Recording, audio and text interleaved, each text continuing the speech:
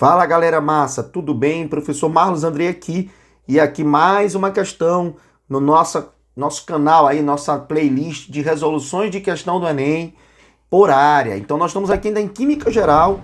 Duas questões que nós fizemos anteriormente foi de separação de mistura. O Enem tem uma recorrência muito grande nessas questões de separação de mistura. E aqui mais uma questão do Enem de 2020, também de separação de mistura, tá? Aqui já entra um pouquinho também, pessoal, de conhecimento de solubilidade, né? A gente sabe que substâncias que são polares se dissolvem em substâncias polares. Então, assim, substâncias que têm polos vão se dissolver em água. Substâncias que são apolares não são tão solúveis em água. Nessa questão ele diz o seguinte: em seu laboratório, um técnico em química foi incumbido de tratar um resíduo, evitando seu descarte direto no meio ambiente. Ao encontrar um frasco, ele observou a seguinte informação: resíduo de acetato de etila em água. Então eu tenho uma mistura de acetato de etila em água. Considerando os dados do acetato de etila, e aqui é que entra o grande lance do Enem. O Enem ele sempre vai te dar uma tabela, um gráfico, dados para que você possa analisar a sua questão. Então muito cuidado, de olho aí, fica atenção redobrada para esses dados.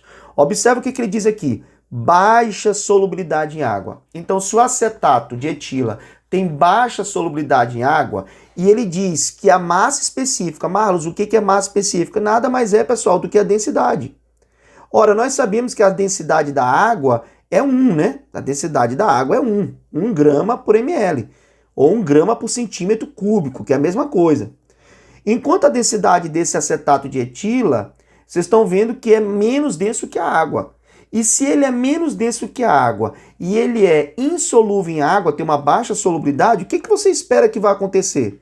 Se eu tiver essa mistura, provavelmente o acetato de etila, ele vai formar essa película, essa fase em cima da água. Já que a densidade dele aqui é 0,9, enquanto a densidade da água é 1, então ele sendo menos denso e não sendo miscível, ele vai flutuar, concorda? Aí ele diz que a pressão de vapor é maior que da água, quer dizer que ele é mais volátil que a água. E a temperatura de fusão, menos 83 graus. Bom, esses dados aqui a gente deixa para depois. Vamos tentar interpretar o que eu tenho de antemão. De antemão eu já sei o quê? Que ele é menos denso que a água e ele não é muito solúvel em água. Então ele não vai se dissolver na água e ele vai flutuar sobre ela. A fim de tratar esse resíduo, ou seja, de recuperar, eu quero pegar esse acetato de etila e tirar daqui.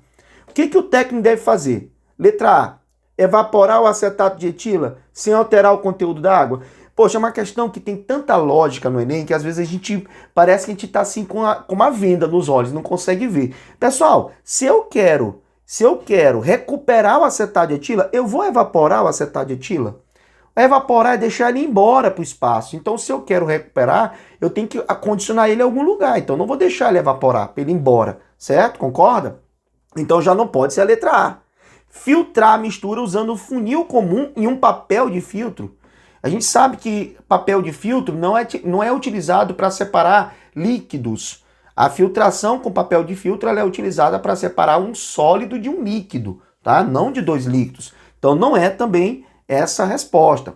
Realizar uma destilação. Pessoal, destilação, seja simples ou fracionada, ela só serve para separar misturas homogêneas. E isso aqui não é uma mistura homogênea. Vocês estão vendo duas fases visíveis aqui, tá? É um sistema bifásico, onde eles não são miscíveis. Então, se eu tentar colocar isso aqui no fogo para aquecer, para poder fazer a destilação, quem está aqui embaixo é que vai ser aquecido. Então, o cara lá em cima, no caso o acetato de etila, não está em contato direto com o calor. Então, como é que eu vou fazer uma separação por destilação se não há uma mistura miscível? Então, também não pode ser a letra C.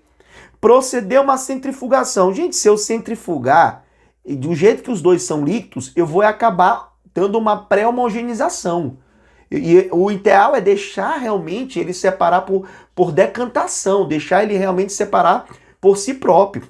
E aí, pessoal, quando eu tenho dois líquidos immiscíveis, sempre nós vamos usar um material que é o seguinte: ele é um balão que contém aqui uma torneirinha e aqui ele contém um estrangulamento.